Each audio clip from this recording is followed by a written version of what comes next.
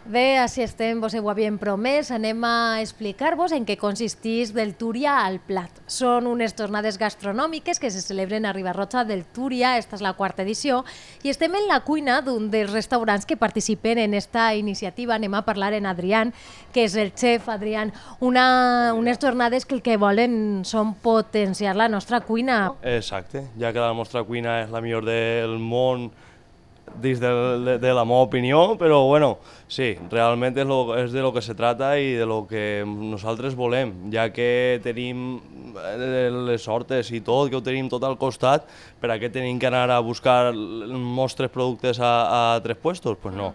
Perquè això és una altra de les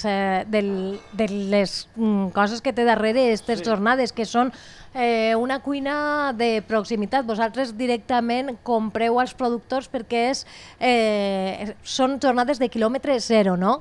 Exacte. Tu allí sempre vas a tindre una garantia que te l'ofereix l'agricultor i a part saps que vas a tindre un producte de qualitat. I la veritat és que se nota i la gent queda satisfeta en el menjar que estem donant nosaltres. I gràcies a això, al menjar de la nostra terra, que tenim que aprofitar-lo i no tenim que fer com si no estiguera ahí, i n'hi ha que aprofitar-se d'això. Recuperar els nostres sabors és el que has volgut. A l'hora de confeccionar el menú d'enguany, què has volgut transmetre?